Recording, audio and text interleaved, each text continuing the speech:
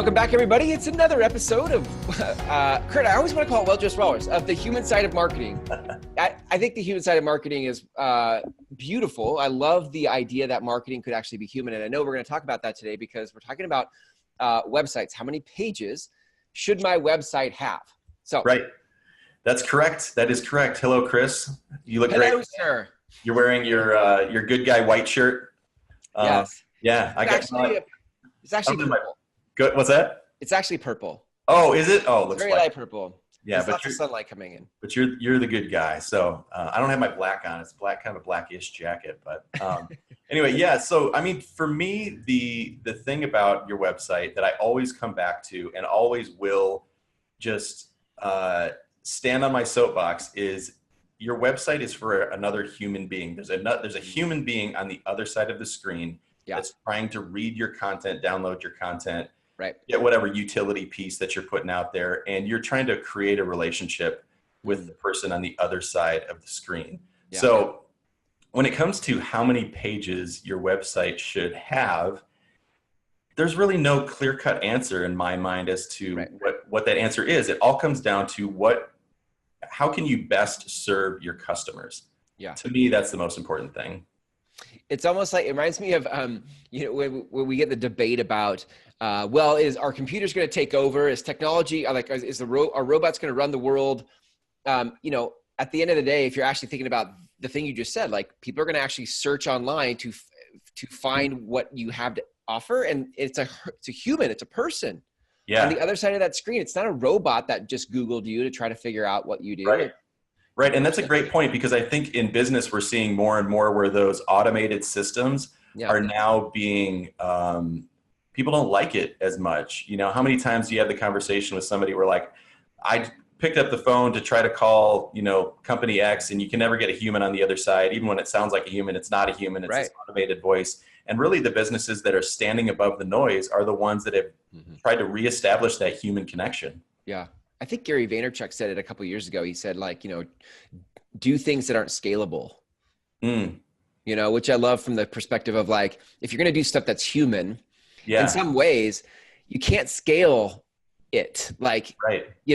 There's some things you can scale, but you still have to be human. I think that's what I love about your show is like what we're talking about is the human side of marketing is the not scalable side of the things that actually make a connection and actually, matter. Right. Another thing that Gary Vaynerchuk always says is don't worry about how many likes you get or how many clicks you get, or, don't stress about those things, because that's one of those immeasurables that you just don't know who you're making a connection with and how you're making that, how meaningful you're making that connection. That can't be quantified through clicks and likes and thumbs ups. And Yeah, absolutely. Yeah. Well, that's why I like that you're doing this show and you keep bringing this conversation around. So I know there are some specifics we can get into while we can't say, oh, you should have X amount of pages and that's the absolute right answer. There are some principles that we can follow as it relates to building out our website. So let's kind of start with that. Like, tell me about opening loops. Yeah. So, we always are, like I said, going to stand on the soapbox of there's the humans on the other side of the screen, and clarity is always king.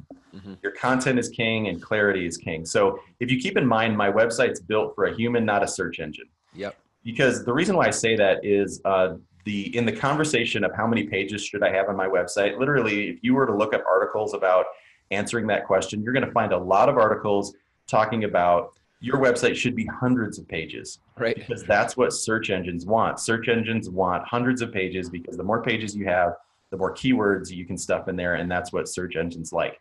Is that true? Yes, that's true. Yeah, the search engine part's true. It is true. The search engine part is true, but you can't have that as your motivator. Your motivator should always be, your goal should always be, I care and I have a solution. Right. I care about the person on the other side of the screen and I have a solution. Yeah, and I want to start with that as my bedrock. And when we get to the whole search engine, hundreds of pages of things, so search engines can read those, great. That's great. But you can't start there. You can't let that be your main motivator. One of the things you always talk about is, and I know this is at the heart of what you guys do at Well-Dressed Walrus when you build websites, but the three things, like walk me through the three things that you guys always talk about should be in every website. Yeah, so every website should create relationship, provide utility, and you should be able to gain ROI. So Yeah. relationship, you're offering a way for people to connect with you or you to connect with them. Provide utility. It's something that they can, there's tools or resources they can access through your website. Yeah. And then as a business owner, you're going to want a return on your investment. Which actually goes into our last episode when we talked about sales, having a sales page or a landing page. And like, how do we actually, like, ROI can happen a lot of times when you have a way to move people through your website to the desired action, right? Which I think brings in the ROI. So if you guys didn't listen to the last episode, make sure you go back and catch episode 12. Yeah, lead funnels and those landing pages are a great way to provide utility. Right. And, a little side note, a little teaser if you haven't checked that out. Literally, that's something you can do and be marketing while you sleep. Is what? Is having a lead page and a sales funnel. Oh, yeah. Yeah, I mean, it will work for you while you sleep, essentially. Yeah. We'll just leave that little nugget there and let you go check it out. Yeah, right? I love it. All right, so how much real estate do you need in your website to actually tell your message, to actually deliver those three things? Like, right. So when people ask, how many pages should we need? My question is, how much real estate do you really feel like you need to tell your story? Right. Or to tell the story that, and again, going back to the story. Yeah. Right. Story of how does your customers, how does your product fit into your customers, into your customer's story? So not your story, but how does your product fit into your customer's story? Right. So human behavior is all about opening and closing story loops. So if you can clearly tell your message in very few words, then that's a big win. Now the whole search engine optimization conversation can be had after that, and there's ways to speak with or tell your story with very few words, yet still do the whole SEO thing. But initially, if you're a startup or if you're trying to get a website up and you just don't have the money to invest in all that search engine optimization, tell your story in the least amount of real estate possible with good, clear content. Yeah. Now, the reason why I say the least amount of real estate possible, and what I mean by real estate is how much space on the page do you need to tell your story? Do you need a full page to talk about your services? Or do you need just a section of maybe the homepage to talk about your services? Right. And what I mean by that is many times when businesses are getting started or revamping maybe their website, a lot of times I hear a lot of the feedback I get is we really want to just slash a lot of this content and just get down to the important things. Right. And I totally agree with that. We've said many times that your website's kind of like a first date. If you're clear and you're concise and you allow the customer to engage and be heard, then that's all you need to say. So as far as the number of pages on a website, it depends. How much do you need to tell your story? How much how much real estate do you need to get that message out? Well, give me some of the common pages that you see. Like if I were going to start a website today, what are at least some of the pages I should think about building out to get started? Right. So again, these could be pages or just sections. Now, the long scroll single page style website is actually very popular now. And what that means is it's literally one page that's unpacking your message in real consistent, clear ways, just scrolling down a single page. It's almost kind of like a one big long homepage. And that works for a lot of people. So when it comes down to the sections of the website, whether you need a page or just a section, that's really the question you need to answer. So got it. Commonly, a lot of the things that are needed on a website is a way for people to contact you. Yep.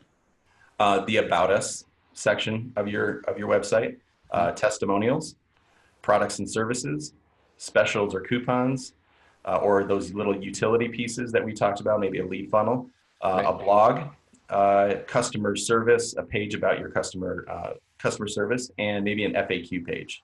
Those are kind of the common ones that are on a website. And you could do those, like you said, as a section on a one-page site, or they could each be their own separate page, which is more traditional, more how we normally think about it, like an About Us page, a contact page. But it doesn't have to be. It could actually be a section on a one-page site. One of the things that I always think looks kind of awkward on a website is when you have a page, maybe an About Us page, and it only has a few sentences on it. Right. or, you know, you have the customer service page or whatever, and there's only a few sentences on it. It's just that real estate looks so blank and like there's something missing that would kind of check the box. That should kind of check the box in your mind where you're saying, maybe I don't need a whole page. Maybe I need to think about just kind of that long scroll style. That's good. And I'm thinking now as a creator in the side of that, I could have, maybe I have enough for my homepage, but then I want to put maybe about us, contact us, and testimonials in a second page. I mean, you could start to lump or modulize these things right into. Yeah, you could definitely do that. And there's ways that we can add, the about us, testimonials, and contact us. Maybe those are all on a single page in one of the sub pages of your website, but it's all a single page. But we can navigate to those sections of those pages through what are called anchor links. Now, I'm getting into what we would call a really kind of a slippery bowling ball in this conversation, this short conversation about websites. But just because there's a button on your page doesn't mean it has to go to just that thing. It could go to a section of another page. Got it. And that's an anchor about that further and to gain more knowledge about what that means. I mean, contact me. I'd be happy to help you understand what that means. But you're right. There are ways to combine content into one page and anchor to it or link to those sections individually. That's actually something that you guys offer, right? You guys offer building one-page websites like that you're talking about. We do. Yeah, websites of any size. Yeah. Whether it's one page or 100 pages. Yeah. I mean, you guys have done some really crazy custom stuff too, where it's like, in fact, maybe that's a good segue into the next piece of this, because there's a lot of additional services and utility and things you can actually put in, functionality you can put into a website, and some of those things start to get really custom. Right. So many times those 9 things that I mentioned about sections of a website or pages on a website, maybe that doesn't check every box. Maybe you're a plumber, for example, and you want to have like a scheduling page where there's a utility provided where you're allowing people to actually schedule with you. Or a restaurant, maybe you need an online reservation or a way for people to order online. Yeah. Maybe some sort of a business B2B kind of website. Maybe you're offering a download or some sort of file access. Or an e-commerce site. I mean, an e-commerce site is kind of a whole different animal anyway, where you have a shopping cart, and maybe e-commerce sites is where you're going to get into a ton of different pages. And that's really a whole nother conversation. But my point is that many times these utilities, there's a lot of great resources out there that are third-party tools that you can use to either add it to your website or link from your website to this resource. So in particular, many times, or on our website, we have a scheduling tool that links to a service where it allows us it connects to my calendar and it allows me to offer times for people to schedule their own meeting with me. Now, that's not something that we created from scratch and built within our website. That's a third-party tool, and I think we pay like $15 a month for it or something like that. But the point is if you're looking for a very affordable way to build a site and you need some specific, really kind of a unique utility, many times there's third-party resources that are very affordable for you to be able to do that. Yeah, that's so good. Yeah, and I know that you guys have also done some stuff where you've come in and you actually built some really custom stuff that isn't found. We can also build very custom things. We like to use WordPress, and WordPress allows us to create custom plugins. So if you have a very specific niche need, and one of those third-party tools does not fit all of the, not check every box for you, we can create a custom solution. That's right.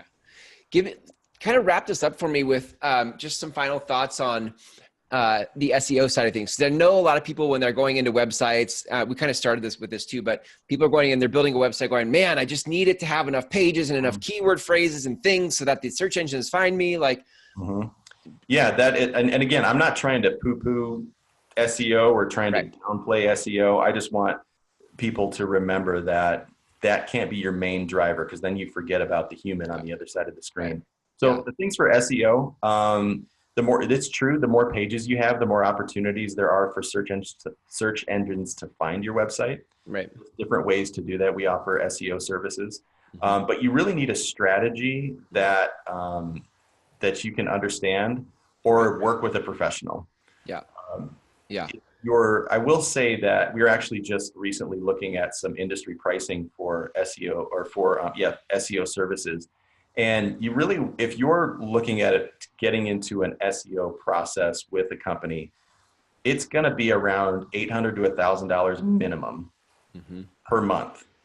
If you're paying for something that's much less than that, I would be very hesitant to do that or sign a big contract on that, because there's just a lot of work that's required to do SEO right.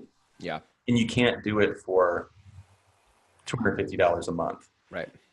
You're probably throwing your money away at that price point. Yeah. So it's pricey, but it does have a good ROI. Another thing that is important for SEO and to remember are the keywords and tags, metadata. All of those things are probably words maybe that you've heard before and kind of vaguely understand. But again, I would really encourage you, if you are looking to play the SEO game, contact somebody who knows what they're doing. Yeah, it's funny because I think people know the word SEO now. They know that phrase or that acronym, and so, but they don't always know what goes into it. So they know they think they need it. Oh, I need SEO. I need SEO. But they kind of forget the whole part about like, well, what is your message? Well, I don't know what my message is. I just need the keywords so people buy my thing. Right. And now you're missing out on the whole point we talked about earlier in terms of the 3 things a website should do, which is build relationship, right? Provide utility and create an ROI for you. Right. Yeah. Right. Exactly. Another thing to remember too is just because you are climbing the search engines and you're getting more clicks, the question is how many are turning into conversions? Right. Are you getting clicks or conversions? And one thing I always remind people is you could have 1,000 more clicks on your website and actually not really have many more conversions. Right. I would rather have 100 clicks on my website and 25 conversions than 1,000 clicks on my website and 10 conversions. Right. Right. It's all about conversions. So yeah, good. And I think that ties back to your message. I think when you have a message that your visitor, that the person on your website relates to, it empathizes, which now I'm sort of teasing out our next episode, but when your website connects with people, the conversion happens a lot faster, a lot better. And I think the quality of customer and client is better because there's a connection. Right. Yeah. So if you're looking to really go aggressive into a website build and I want to spend that kind of money on SEO, take the time to create the foundation of great content that's going to connect with your user and is going to provide clarity so your customers will listen. Right. You're going to get much more value out of those $1,000, $2,000 SEO money that you're dumping on SEO when you do that. So Kurt, the best place for if people want to start to clarify their message, like what's the best way to connect with you to start clarifying their message? Yeah. So if you go to clarifymymessage.com, there's a link there where you can click on a time to connect with me, and I'd love to just have a conversation. Is it just to clarify, is it clarifymymessage.com or clarifymywebsite.com? Or sorry, clarifymywebsite.com. Because you might have gotten that one. I'm like, oh, you just got that one too. That's amazing. Right. Yeah. No, clarifymywebsite.com. Yeah. I know. We're talking about clarifying messages and then it's just like .com. Yeah. Right. We should create a jingle like clarifymywebsite.com. Yeah. Or not. I'll let you work on that one and let me know. In all my spare time. I don't sing. That's so good. So. All right, gang, listen, those of you listening to this, if you want to start to clarify your message and get better action out of your website, go to clarifymywebsite.com, schedule time with Kurt, and you guys can take your website to the next level. Kurt, thanks for a great episode and for keeping marketing human. I love that. I will catch you in the next episode where we talk about baking, the secrets to baking. Yeah, we're all bakers. Did you know that you were a baker? Yes, well, we're about to find that out in the next episode. So I'll catch you then. Thanks, Kurt. Yep. Chris, we forgot to mention the workshop. The workshop? What's the workshop? The workshop. So if you want to attend a workshop, if you're in Spokane or in the Spokane area, go to clarifymymarketing.com and sign up for a really special workshop that I'll be providing where we're going into all of these things in more depth. Nice. ClarifyMyMarketing.com. I love it. Workshop October 30th. Perfect. ClarifyMyMarketing.com to sign up for the workshop. Awesome stuff, Kurt. All right. Well, this is a wrap. Now it's a wrap. Now it's a wrap. Now we're done. Done.